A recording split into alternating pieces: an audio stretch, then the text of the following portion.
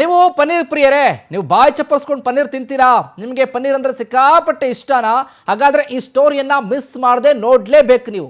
ಗ್ರಾಹಕರೇ, ನೀವು ತಿನ್ನುವಂತಹ ಪನ್ನೀರ್, ನೀವು ತಿನ್ನುವಂತಹ ಪನ್ನೀರ್ ಎಂಥ ಡೇಂಜರ್ ಅಂದರೆ ಒಮ್ಮೆ ತಿನ್ನೋ ಮುನ್ನ ಎಚ್ಚರ ಎಚ್ಚರ. ರಾಜ್ಯದಲ್ಲಿ ಕೃತಕ ಪನ್ನೀರ್ ತಯಾರಿಸಿ ಮಾರಾಟ ದಂಧೆ ಬಯಲಾಗಿದೆ. ಈ ಅಕ್ರಮ ಬಯಲಾಗ್ತಾ ಇದ್ದಂತೆ ಕೃತಕ ಪನ್ನೀರ್ ಬ್ಯಾನ್ ಬ್ಯಾನ್ ಬ್ಯಾನ್ 1 ವರ್ಷದವರೆಗೆ ಕೃತಕ ಪನ್ನೀರ್ ಬ್ಯಾನ್ ಮಾಡಿ ಆದೇಶ ಹೊರಡಿಸಿದ ಸರ್ಕಾರ. ಆಹಾರ ಸುರಕ್ಷತೆ ಮತ್ತು ಇಲಾಖೆ, ಈ ಗುಣಮಟ್ಟದ ಇಲಾಖೆ ಬ್ಯಾನ್ ಮಾಡಿದೆ. ಅನ್ಲಾಕ್ ಪನ್ನೀರ್ ಬ್ಯಾನ್ ಮಾಡಿದ್ದಾರೆ ರಾಜ್ಯ ಸರ್ಕಾರ. ಈಗ ನೋಡಿ, ಬಾಯಿ ಚಪ್ಪರಿಸ್ಕೊಂಡು ಅದು ಡಯಟ್ ಮಾಡುವಂಥವ್ರು, ವರ್ಕೌಟ್ ಮಾಡುವಂಥವ್ರು, ದೇಹವನ್ನು ದಂಡಿಸುವಂಥವ್ರು, ಏನೋ ಮಾಂಸಾಹಾರವನ್ನು ತ್ಯಜಿಸಿ ಅತಿ ಹೆಚ್ಚಾಗಿ ಪನ್ನೀರನ್ನು ಸೇವನೆ ಮಾಡುವಂಥವ್ರು, ಹೈ ಪ್ರೋಟೀನ್ಗಾಗಿ ಪನ್ನೀರನ್ನು ತಿನ್ನುವಂಥವರು ಈ ಸ್ಟೋರಿಯನ್ನು ನೋಡಲೇಬೇಕಾಗುತ್ತೆ. ನೀವು ತಿನ್ನುವಂಥ ಪನ್ನೀರು ಎಷ್ಟು ಆರೋಗ್ಯಕರವಾಗಿದೆ, ಎಷ್ಟು ಶುಚಿಯಾಗಿದೆ, ಯಾವ ರೀತಿ ತಯಾರಾಗಿದೆ ಅನ್ನೋದನ್ನು ಕೂಡ ಗಮನಿಸಬೇಕಾಗುತ್ತೆ. ಇತ್ತೀಚಿನ ದಿನದಲ್ಲಿ ಯಥೇಚ್ಛವಾಗಿ ಪನ್ನೀರನ್ನು ಆಯ್ಕೆ ಮಾಡ್ಕೊಳ್ತಾರೆ. ಎಲ್ಲ ಡಿಶ್ನಲ್ಲೂ ಕೂಡ ಪನ್ನೀರನ್ನು ತಿಂತಾರೆ. ಆದರೆ ಈ ಪನ್ನೀರನ್ನು ಹೆಂಗೆ ತಯಾರಿಕೆ ಮಾಡ್ತಾರೆ ಅಂತ ಅಂದರೆ, ಅದು ಕೃತಕ ಪನ್ನೀರ್. ಇದು ಕೃತಕ ಪನ್ನೀರ್ ತಯಾರಿಸಿ ಮಾರಾಟ ಮಾಡುವಂಥ ದಂಧೆ ಇದೆಯಲ್ಲ, ಇದನ್ನು ಈಗ ಬಯಲು ಮಾಡಲಾಗಿದೆ. ಈ ಅಕ್ರಮ ಬಯಲಾಗ್ತಾ ಇದ್ದಂತೆ ಕೃತಕ ಪನ್ನೀರ್ ಈಗ ಬ್ಯಾನ್ ಮಾಡಿದ್ದಾರೆ ರಾಜ್ಯ ಸರ್ಕಾರ. 1 ವರ್ಷಗಳವರೆಗೆ ಕೃತಕ ಪನ್ನೀರ್ ಬ್ಯಾನ್ ಮಾಡಿ ಆದೇಶವನ್ನು ಹೊರಡಿಸಿರೋದು. ಈಗಾಗಲೇ ಆಹಾರ ಇಲಾಖೆ ಹಲವಾರು ಕಡೆಗಳಲ್ಲಿ ಇದೇ ರೀತಿಯಾಗಿ ನಾವು ತಿನ್ನುವಂಥ ಆಹಾರಗಳು, ಬಜ್ಜಿ, ಬೋಂಡಾ, ಕಬಾಬು, ಇದರ ಜೊತೆಗೆ ಗೋಬಿ ಮಂಚೂರಿ, ಪ್ರತಿಯೊಂದು ಕೂಡ ನೋಡ್ತಾ ಇದ್ದೀವಲ್ಲ ಯಾವ ರೀತಿಯಾಗಿ ಪನ್ನೀರನ್ನು ತಯಾರು ಮಾಡ್ತಾರೆ ಅಂತ. ಇಲ್ಲಿ ಕೃತಕ ಬಣ್ಣವನ್ನು ಬೆರೆಸಿ ಬೇರೆ ರೀತಿಯಲ್ಲಿ ಈ ಪನ್ನೀರ್ ಮಾಡೋದು ಯಾವ ರೀತಿ, ಹಾಲನ್ನು ಚೆನ್ನಾಗಿ ಕಾಯಿಸ್ತಾರೆ, ಅದು ಹಾಲನ್ನು ಹೊಡೆದಾದರೆ ಅದನ್ನು ಆ ರೀತಿಯಾಗಿ ಏನೋ ಶೇಖರಣೆ ಮಾಡಿಟ್ಟು ಪನ್ನೀರ್ ಮಾಡ್ತಾರೆ. ಆದರೆ ಇಲ್ಲಿ ಬೇರೆ ರೀತಿಯಲ್ಲೇ ಪನ್ನೀರ್ ಮಾಡ್ತಾ ಇರೋದು. ಇದೇ ವಿಚಾರಕ್ಕೆ ಸಂಬಂಧಪಟ್ಟ ಹಾಗೆ ಹೆಚ್ಚಿನ ಅಪ್ಡೇಟ್ಸನ್ನು ಕೊಡ್ತಾರೆ ನಮ್ಮ ಪ್ರತಿನಿಧಿ ಸುಷ್ಮಿತಾ. ಲೈವ್ನಲ್ಲಿ ಜಾಯ್ನ್ ಆಗ್ತಿದ್ದಾರೆ. ಸುಷ್ಮಿತಾ, ನೋಡ್ತಾ ಇದ್ದೀವಿ, ಆಹಾರ ಇಲಾಖೆಯವರು ಈಗ ಮತ್ತೊಂದು ನಿರ್ಧಾರವನ್ನು ಮಾಡಿದ್ದಾರೆ.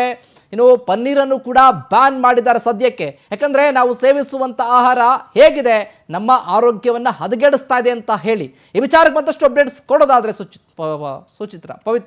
ಸುಷ್ಮಿತಾ.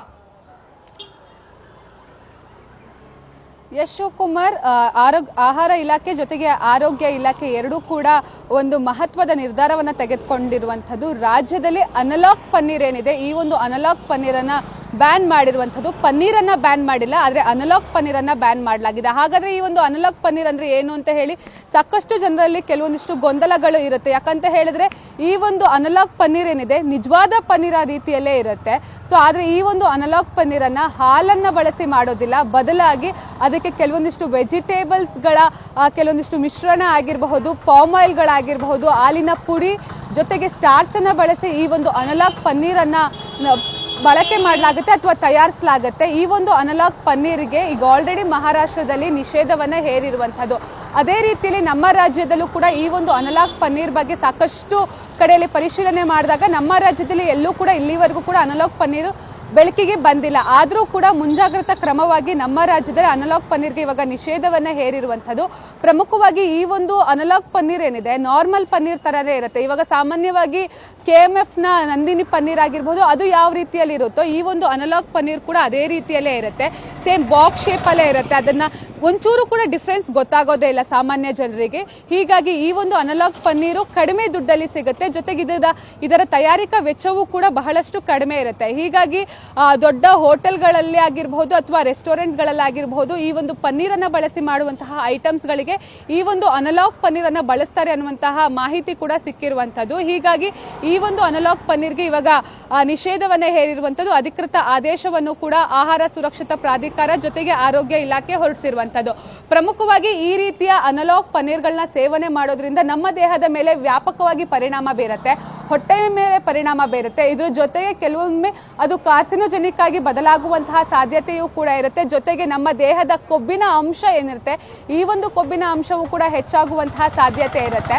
ಸೊ ಹೀಗಾಗಿ ಈ ಒಂದು ಅನಲಾಕ್ ಪನ್ನೀರನ್ನ ಸೇವನೆ ಮಾಡಬೇಡಿ ಅಂತ ಹೇಳಿ ಆಹಾರ ಸುರಕ್ಷತಾ ಪ್ರಾಧಿಕಾರವು ಕೂಡ ಒಂದು ಎಚ್ಚರಿಕೆಯನ್ನು ಕೊಟ್ಟಿರುವಂತದ್ದು. ಜೊತೆಗೆ ದೊಡ್ಡ ರೆಸ್ಟೋರೆಂಟ್ಗಳು ಹಾಗೆ ಸಣ್ಣ ಪುಟ್ಟ ಹೋಟೆಲ್ಗಳ ಮೇಲೂ ಕೂಡ ಇವಾಗ ಆಹಾರ ಇಲಾಖೆ ತನ್ನ ದಾಳಿಯನ್ನ ಮುಂದುವರಿಸಿದೆ. ಕಾದ್ ನೋಡಬೇಕಾಗಿದೆ ಮುಂದಿನ ದಿನಗಳಲ್ಲಿ ಈ ಒಂದು ಅನಲಾಕ್ ಪನ್ನೀರ್ ಏನಾದ್ರೂ ಪತ್ತೆ ಆಗುತ್ತಾ ಅಂತ ಹೇಳಿ. ಇದರ ಜೊತೆಗೆ ಸುಷ್ಮಿತಾ, ನೋಡ್ತಾ ಇದ್ದೀವಿ ನಾವು ಆಹಾರಕ್ಕೆ ತಿನ್ನುವಂಥ ಆಹಾರ ಪದಾರ್ಥಗಳಾಗಿರ್ಬೋದು, ಬೇರೆ ಬೇರೆ ರೀತಿಯಲ್ಲೂ ಕೂಡ ಹಲವಾರು ನಮ್ಮ ಆರೋಗ್ಯಕ್ಕೆ ಮಾರಕ ಅಂತಾನೆ ಕೂಡ ಗೊತ್ತಾಗ್ತಾ ಇದೆ.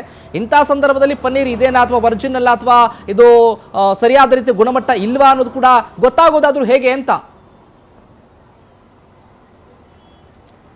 ಎಸ್ ಶಿವಕುಮಾರ್, ಸಾಕಷ್ಟು ಪನ್ನೀರ್ಗಳು ನಾವು ಗಮನಿಸಿದಂಗೆ ಒಂದೇ ತರ ಇರುತ್ತೆ, ಯಾವುದು ಕೂಡ ಡಿಫ್ರೆನ್ಸ್ಗಳು ಗೊತ್ತಾಗೋದಿಲ್ಲ. ಯಾಕಂತ ಹೇಳಿದ್ರೆ ಒಂದು ಹಾಲಿನಿಂದ ಮಾಡಿರುವಂತಹ ಪನ್ನೀರ್ ಯಾವ ರೀತಿಯಲ್ಲಿ ಬಿಳಿ ಬಣ್ಣದಲ್ಲಿರುತ್ತೋ ಅದೇ ರೀತಿಯಲ್ಲಿ ಸ್ಟಾರ್ಚ್ನ ಮಾಡಿರುವಂತಹ ಅಥವಾ ಪಾಮಾಯಿಲ್ ಇಂದ ಮಾಡಿರುವಂತಹ ಪನ್ನೀರ್ ಕೂಡ ಅದೇ ರೀತಿಯಲ್ಲಿ ಬಿಳಿ ಬಣ್ಣದಲ್ಲಿ ಇರುತ್ತೆ. ಆದ್ರೆ ಸಾಮಾನ್ಯ ಜನರಿಗೆ ಈ ಒಂದು ವ್ಯತ್ಯಾಸ ಗೊತ್ತಾಗೋದಿಲ್ಲ. ಹೀಗಾಗಿ ನಾವು ಮನೆಗೆ ತಂದಂತಹ ಪನ್ನೀರನ್ನ ಅದಕ್ಕೆ ಒಂದು ಸ್ವಲ್ಪ ಟಿಂಚರ್ ಅನ್ನ ಹಾಕಿದ್ರೆ, ನಾವು ಗಾಯ ಆದಂತಹ ಸಂದರ್ಭದಲ್ಲಿ ಏನು ಟಿಂಚರ್ ಅನ್ನ ಬಳಸ್ತೀವಿ, ಈ ಒಂದು ಟಿಂಚರ್ ಅನ್ನ ಹಾಕಿದಾಗ ಅದು ನೀಲಿ ಬಣ್ಣಕ್ಕೆ ಅದು ಕನ್ವರ್ಟ್ ಆಗುತ್ತೆ, ನೀಲಿ ಬಣ್ಣಕ್ಕೆ ಅಥವಾ ಪರ್ಪಲ್ ಬಣ್ಣಕ್ಕೆ. ಆ ತರ ಇತ್ತು ಅಂತ ಹೇಳಿದ್ರೆ ಅದು ಪ್ಯೂರ್ ಪನ್ನೀರ್ ಅಂತ ಹೇಳಿ. ಅದೇ ಸ್ಟಾರ್ಚ್ ಏನಾದ್ರು ಕಂದು ಬಣ್ಣಕ್ಕೆ ಏನಾದ್ರು ತಿರುಗ್ತು ಅಂತ ಹೇಳಿದ್ರೆ ಇದು ಸರಿಯಾದಂತಹ ಪನ್ನೀರ್ ಅಲ್ಲ ಅಥವಾ ಇದು ಕೃತಕ ಪನ್ನೀರ್ ಅಂತ ಹೇಳಿ ನಾವು ಕಂಡುಹಿಡಿಬಹುದಾಗಿದೆ. ಇದ್ರ ಜೊತೆಗೆ ನಾರ್ಮಲ್ ಆಗಿ ಪ್ಯೂರ್ ಆಗಿರುವಂತಹ ಪನ್ನೀರ್ಗೂ ಹಾಗೆ ಈ ಒಂದು ಅನಲಾಗ್ ಪನ್ನೀರ್ಗೂ ಸಾಕಷ್ಟು ಡಿಫ್ರೆನ್ಸ್ ಇರುತ್ತೆ ಟೇಸ್ಟಿಂಗ್ ವೈಸ್ ಅಲ್ಲಿ. ಯಾಕಂತ ಹೇಳಿದ್ರೆ ನಾವು ತಿನ್ನುವಂತಹ ನಾರ್ಮಲ್ ಪನ್ನೀರ್ ಏನಿರುತ್ತೆ ಅದು ಹಾಲಿನ ಅಂಶವನ್ನ ನಮ್ಗೆ ಆ ಒಂದು ಎಸೆನ್ಸ್ ಅನ್ನ ಕೊಡುತ್ತೆ. ಆದ್ರೆ ಈ ಒಂದು ಅನಲಾಗ್ ಪನ್ನೀರ್ ಆ ಒಂದು ಎಸೆನ್ಸ್ ಅನ್ನ ಕೊಡೋದಿಲ್ಲ.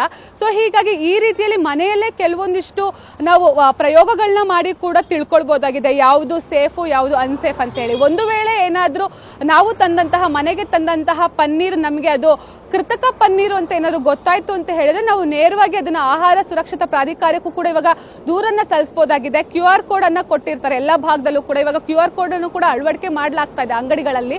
ಸೊ ಅಂಗಡಿಗಳಿಗೆ ಹೋಗಿ ಆ ಒಂದು QR ಕೋಡ್ ಅನ್ನ ಸ್ಕ್ಯಾನ್ ಮಾಡಿದಂತಹ ಸಂದರ್ಭದಲ್ಲಿ ನಮ್ಮ ಆಹಾರ ಪದಾರ್ಥ ಇದರಲ್ಲಿ ನಂಗೆ ಏನೋ ಒಂದು ಡೌಟ್ ಇದೆ ಅಂತ ಹೇಳಿ ನಾವೊಂದು ದೂರನ್ನು ಕೂಡ ಸಲ್ಲಿಸಬಹುದಾಗಿದೆ.